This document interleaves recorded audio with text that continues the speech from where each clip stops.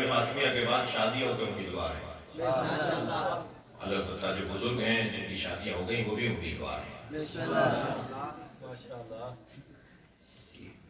شادی کا تو موضوع ایسا ہے کہ مردے کو بھی اگر سناؤ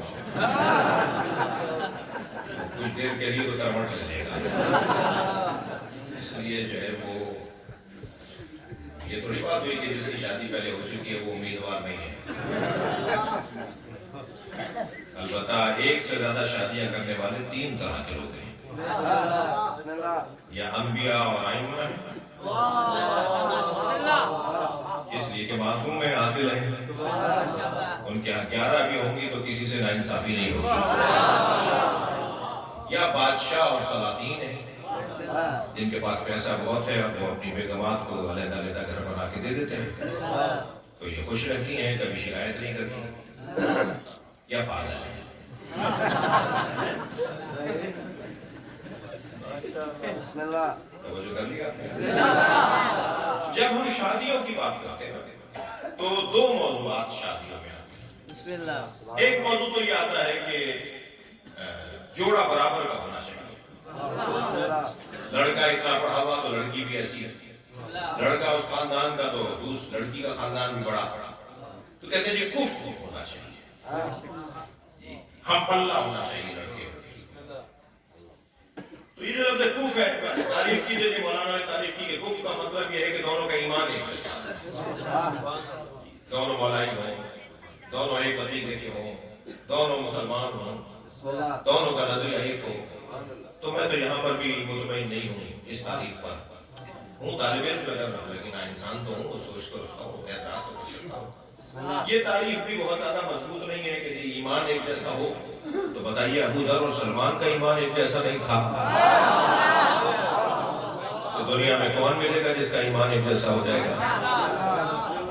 تو بہرحال ٹھیک ہے، بات کسی حد تک ٹھیک ہے، مگر ایسا ہو نہیں سکتا کہ دونوں کا لڑکے اور لڑکی کا جی ایمان ایک جیسا ہو، تو پھر کفر تو ہو نہیں سکتا۔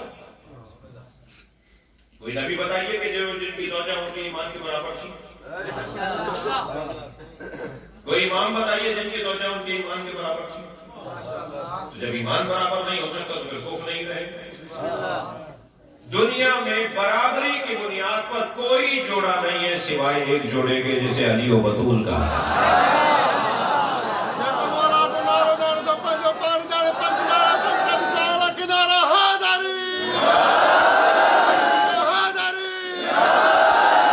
ایک ہی جوڑا ہے جو برابری کی بنیاد، علی کا علم اس مقام پر تو زہرا کا علم اس مقام پر۔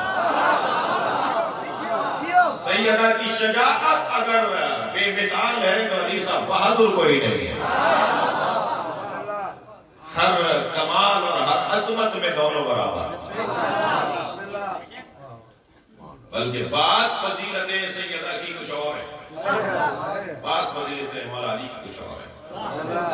سنگین باتیں ہیں، بعض اوقات بعض لوگوں سے بات روشن نہیں ہو، تنگی ہے وقت کی وجہ سے نہیں ہو پاتی روشن، نہیں ہم نہیں کر پائیں گے روشن۔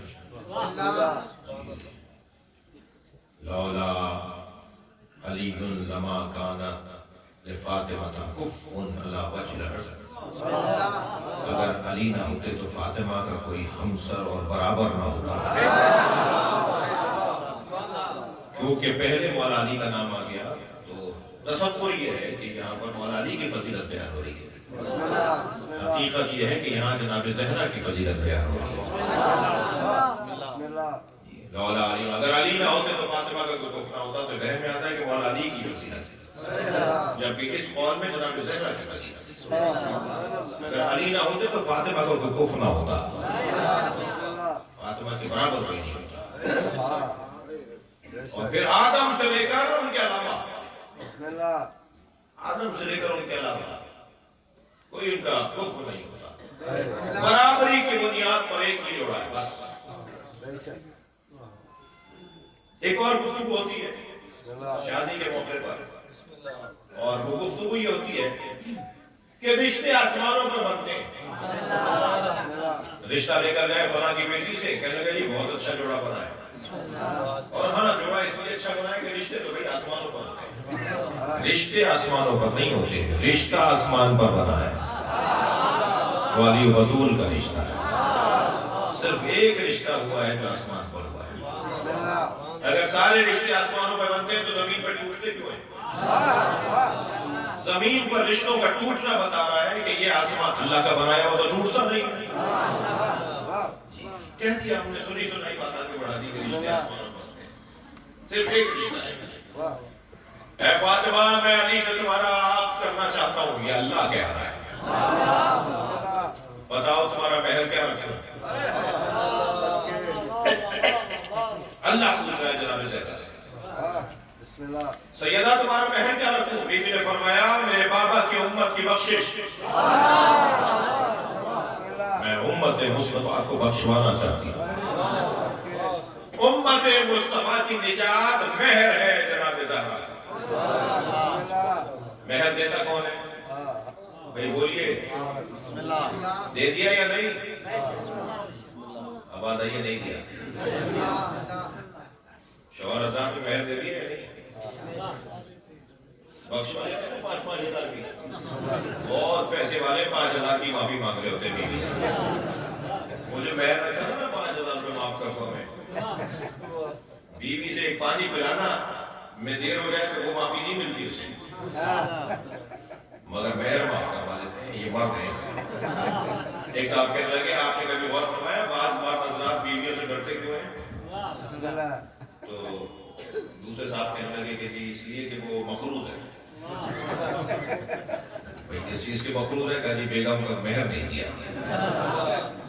मैं एक जगह निकाह पढ़ा रहा था तो महर देखा जाना था। मैंने लड़के से पूछा कि भाई महर कब दोगे? तो उनके अब्बा कहने लगे खुदा ना खास्ता जो ये दे, हमारे दादा ने नहीं दिया, हमारे अब्बा ने नहीं दिया, मैंने नहीं दिया, अल्लाह ना करे जो ये दे। मैंने कहा भाई क्या मतलब? कहने लगे महर तो तलाक में दिया जाता है। कितनी बड़ी गलतफहमी है। इसकी गूंज खत्म करो भाई, सीधा सीधा करो।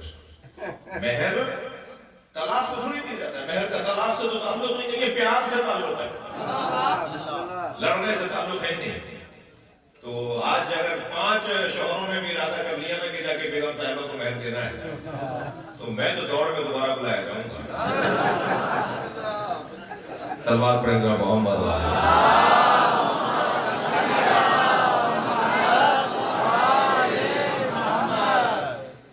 उम्मत मुस्तफा की बख्शिश महर फातिमा। ये महर देगा कौन?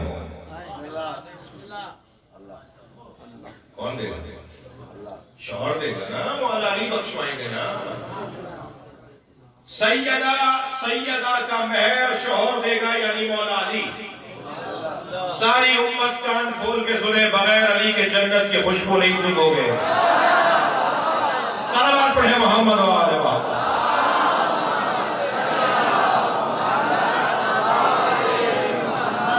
अगर कोई जन्नत में ले जा सकता है तो उसे अली कहते हैं।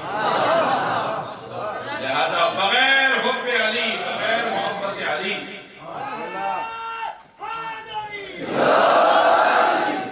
सोचे भी नहीं कि उसे जन्नत मिलेगी। दोबारा लगाओ, 2-3 दफा तो लगाओ। तवज्जो कर लिया?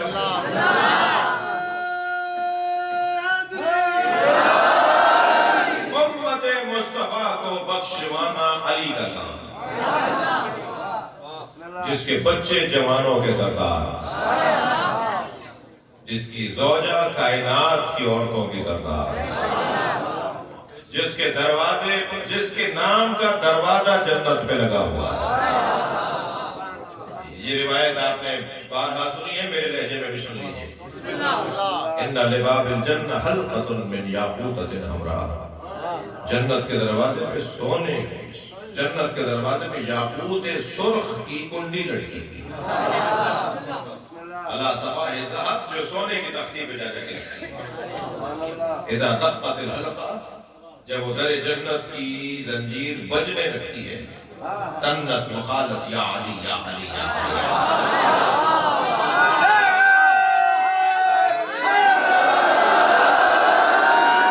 जब जन्नत के दरवाजे की कुंडी बजने लगती है तो कुंडी में से जो आवाज आती है वो आती है या अली। اب مجھے نہیں پتا جنہیں یا علی کی صداؤں سے نفرت ہے وہ جنت کیسے جائیں گے؟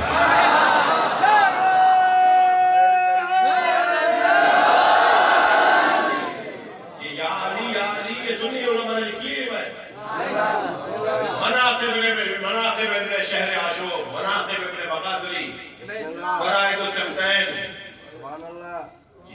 یہ اہل سنت محدثین نے یہ روایت لکھی ہے کہ جنت کے دروازے پہ علی علی کی صدائیں ہوں گی۔ حضرت آیت اللہ جوادی عامری نے آیت اللہ محمد حسین طباطبائی اپنے استاد سے پوچھا، استاد تھکے تو نہیں ہیں؟ اپنے استاد سے پوچھا، استاد جنت کے دروازے پہ علی علی کی صداؤں کا فلسفہ کیا ہے؟ جنت کے دروازے پہ علی علی کی آوازیں کیوں آ رہی ہوں گی؟ تو استاد نے بے صاف فرمایا جس کے گھر جاؤ گے اسی کا نام تو سنو گے۔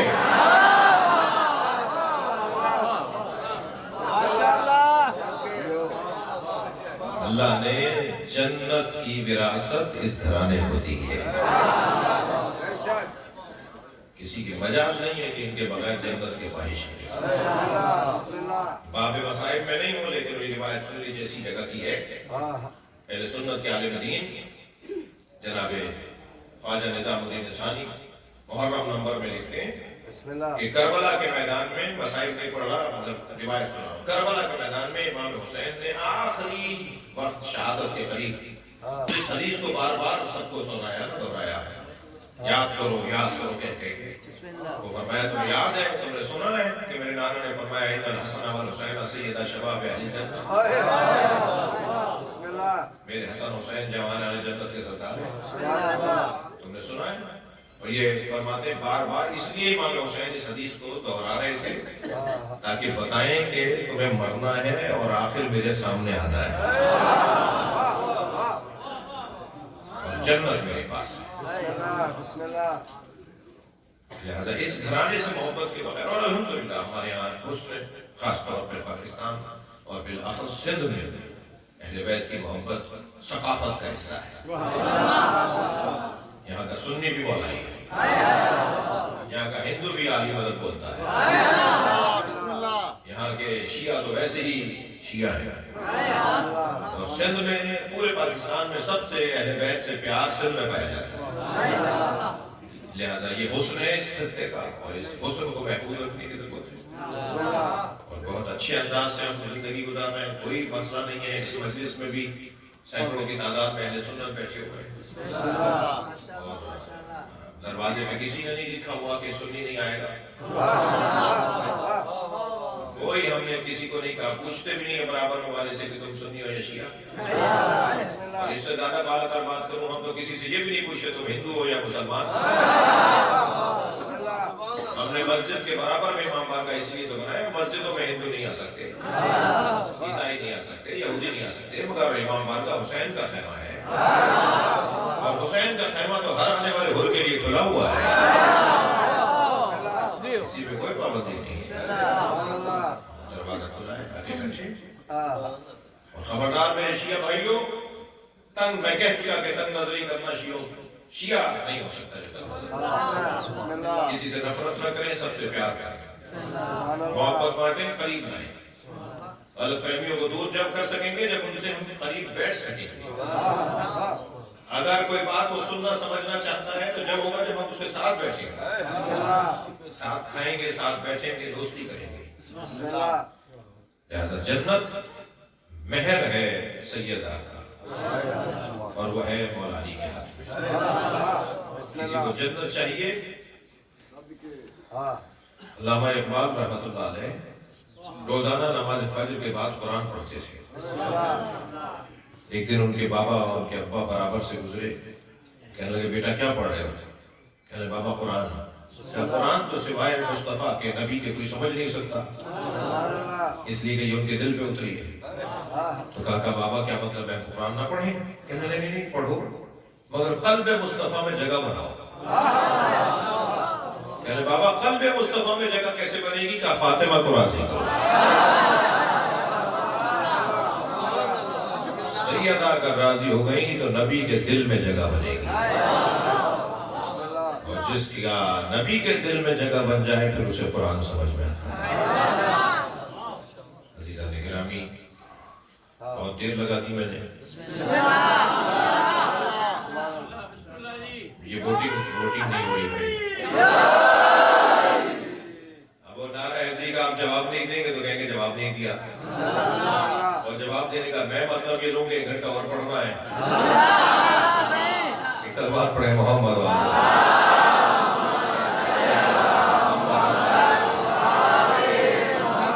मैं महसूस कर रहा हूँ बात मेरे बुजुर्ग हैं जो बहुत देर से बैठे हुए हैं और वो तकलीफ में ना हो, तो इजाजत दूंगे कुछ देर और।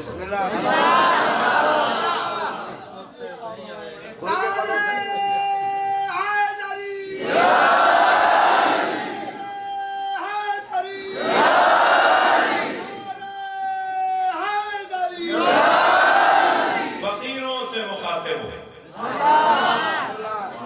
अल्लाह करे हम सब फकीर हो जाए। घबरा के आपने फकीर से मुराद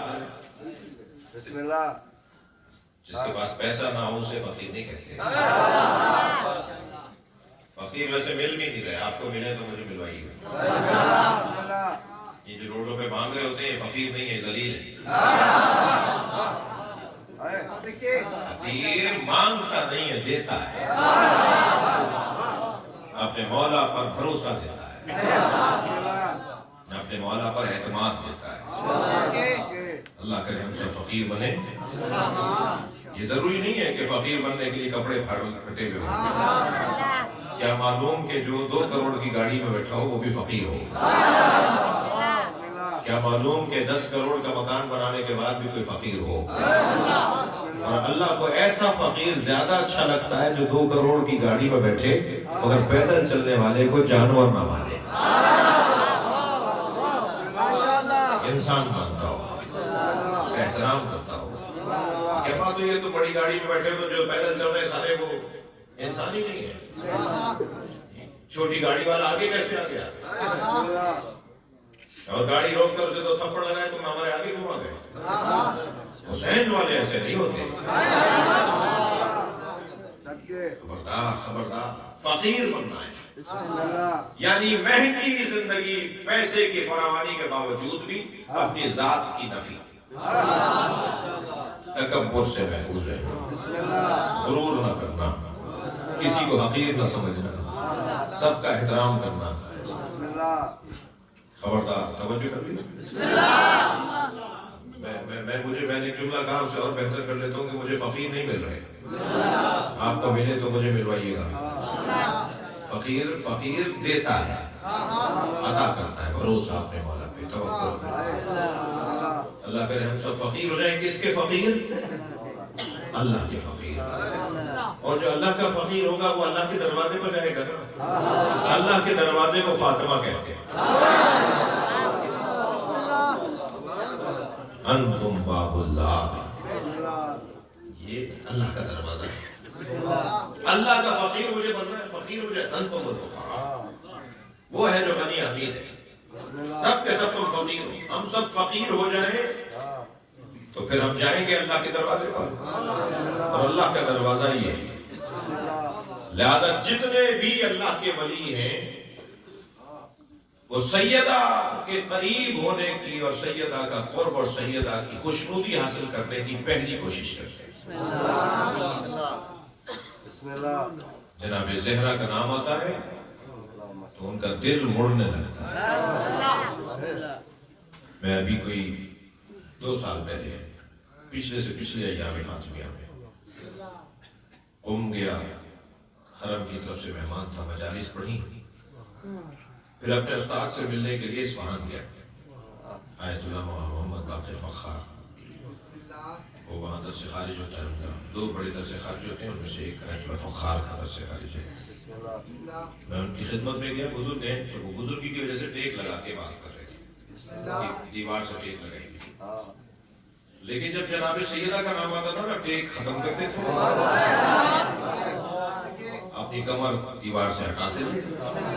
एक पैर उन्होंने घुटने की तकलीफ पे जैसे सीधा किया हुआ था, पैर समेटते थे पहले, अपनी कमर हटाते थे दीवार से, सीधे होके बैठते थे, फिर आंखें बंद करके बीबी का नाम लेते थे। جب میں نے کئی مرتبہ یہ دیکھ لیا تو میں نے کہا استاد آپ کا یہ عمل فرمانے لگے دنیا میں مشق کرو قیامت میں یہ کرنا پڑے گا اللہ کروائے گا آنکھیں بند کرو فاطمہ آ رہی ہے گردنیں جھکاؤ سیدہ کی سواری آ رہی ہے ہمیں بیوی کا فقیر بننا ہے خاص طور پہ سادات کا احترام سندھ کی ثقافت کا حصہ ہے میں کہتا ہوں کہ تھوڑا سا سادات کو بھی اپنی قدر جاننا چاہیے دوسروں سے کم گناہ کرنے چاہیے دوسروں سے زیادہ عبادت کرنی چاہیے اور غیر سادات کو سادات کا احترام اس لیے کہ یہ اولاد زہرا ہے کہ وجود کے اندر مولا علی کا اور جناب زہرا کا خون ہے لہذا سید کا مقام سید کا احترام اس وجہ سے بھی کہ وہ بیوی کی اولاد ہے فقیر بننا ہے بیوی کے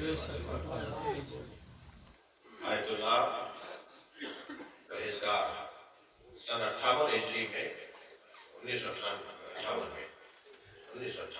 عیسوی میں کراچی کے ایک علاقے نائجیریا میں رہتے تھے برابر ہمارے گھر سے بکری کا دودھ انہیں بھیجا جاتا تھا بکری نے دودھ ختم کر دیا خشک ہو گیا دودھ اس کا جا کے کہا کہ حضور کل سے دودھ نہیں بھیج سکیں گے کیونکہ بکری نے دودھ بند کر دیا ہے کہنا نہیں مجھے دودھ چاہیے کہ وہ دودھ دے نہیں رہی کہنا اس کا کان پکڑ کے کہو اولاد زہرا کو دودھ چاہیے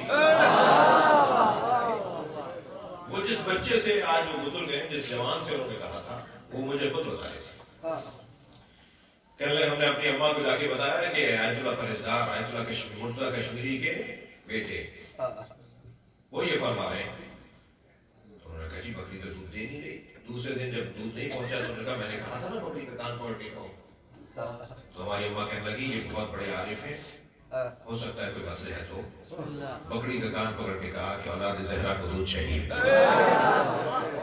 کہتی ہیں رات آدھی گزری تھی کہ بکری نے چیخنا چلانا شروع کیا یہ لالٹین لے کر گئیں تو بکری کے تھن بڑے بڑے ہو گئے تھے اور جب تک آیت اللہ پرہیزگار برابر میں رہے بکری دودھ دیتی رہی ان کے والد آیت اللہ مرتضیٰ کشمیری نجف اشرف میں ایک تالے کی چابی گم ہو گئی دروازے پر لگے ہوئے تالے کو پکڑ کر کہا یا فاطمہ الزہرا تالا کھل گیا تو طالب علم نے پوچھا کہ حضور آپ نے بی بی کے نام لیا تالا کھل گیا کہنے لگے کہ ام موسیٰ کے نام پہ تالا کھل سکتا ہے ام حسین کے نام پہ نہیں کھل سکتا بی بی اسم اعظم ہے سیدہ اسم اعظم ہے یہ نام اگر کوئی صاحب طہارت لے نا اس کا اثر ہی کچھ ہو رہا ہے میں اپنے عزیزوں سے کہوں گا جب بہت پریشانیاں جمع ہونے لگے 2 رکعت نماز بی بی زہرا کو ہدیہ کریں اور تسبیح پڑھیں اور تسبیح یہ پڑھیں یا فاطمہ الزہرا اغیثینی اے سیدہ ہماری مدد کریں اللہ کا خاص قرب ہے جناب زہرا خاص قرب ہے سترۃ اللہ فی العالمین ہے حجاب اللہ ہے جناب زہرا سن لیا آپ نے جو حجاب اللہ ہو جو سترۃ اللہ ہو اس کے دروازے پہ لکڑیاں ہیں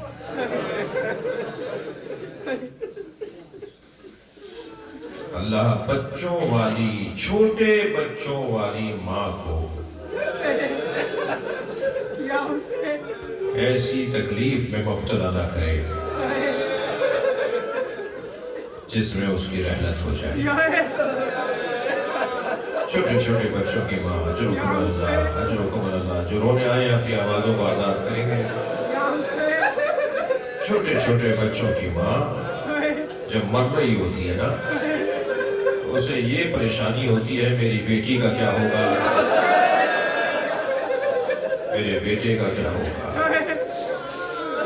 کبھی فلاں رشتہ دار سے کہتی ہے میری بچی کا خیال رکھنا کبھی شوہر سے کہتی ہے میرے بیٹے کا خیال رکھنا اس کی سب سے بڑی پریشانی یہ ہوتی ہے میرے بچے کیسے پلیں گے.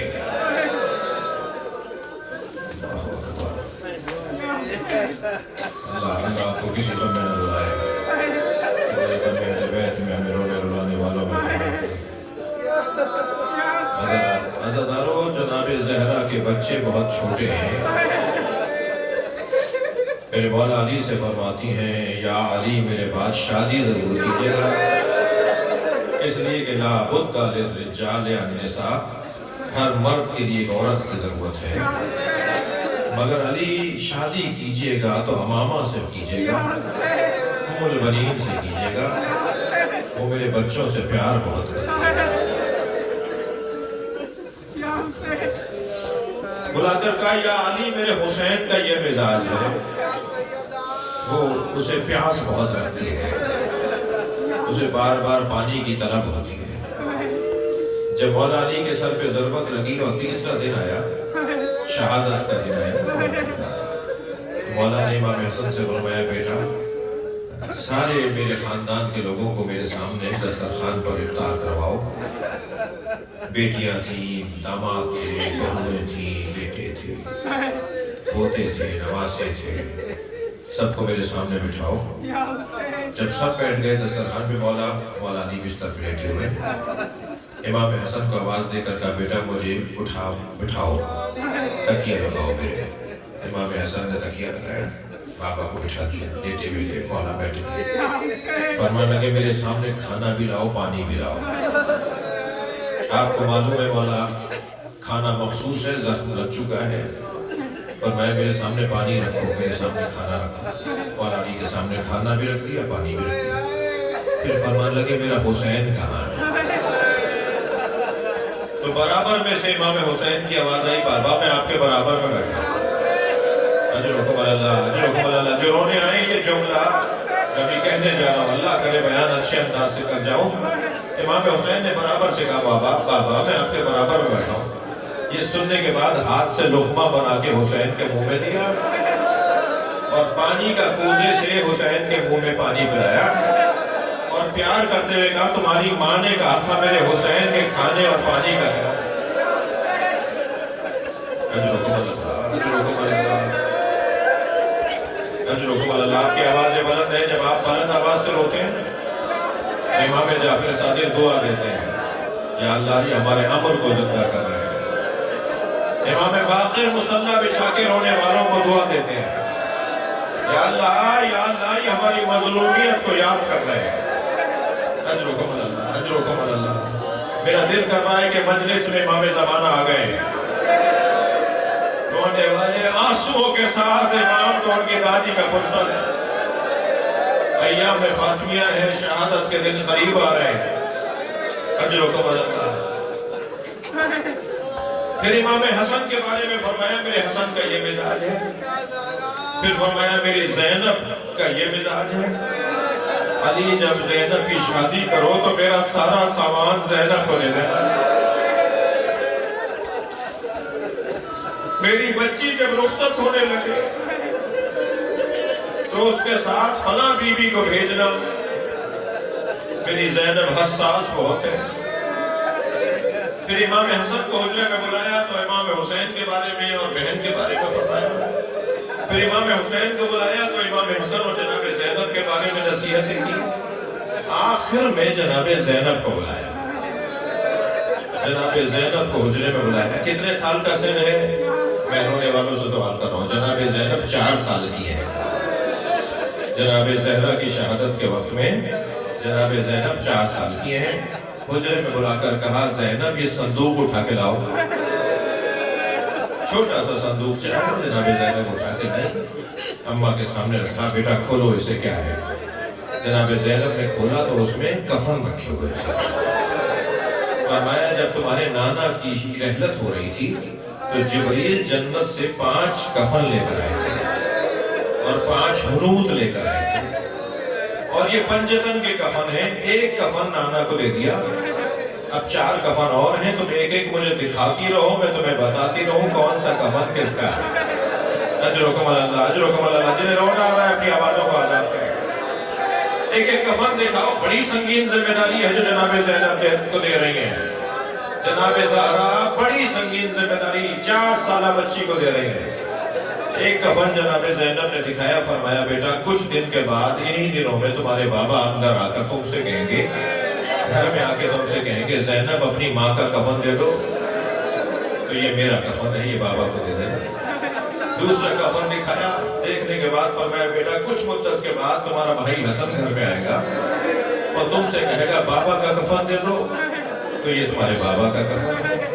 ایک اور کفن دکھایا, دیکھنے کے بعد فرمایا کچھ مدت بعد تمہارا بھائی حسین گھر میں آئے گا اور تم سے کہے گا بھائی حسن کا کفن دے دو, تو یہ کفن بھائی حسن کا ہے.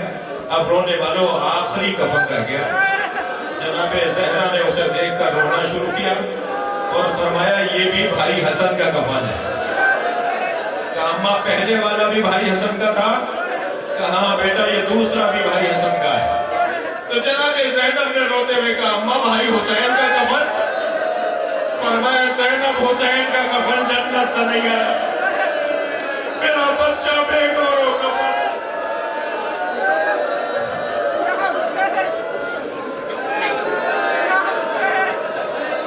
حسین 3 دن بے گورو کفن, کربلا کی گرم ریت ہو, آسمان سے سورج تپش برسا, فلا لعنت اللہ فسيعلم الذین ظلموا أيهم منقلب.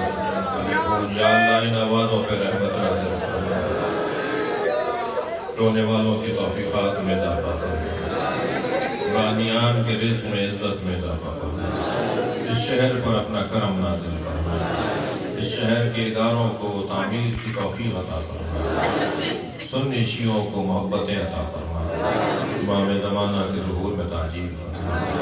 یا حسین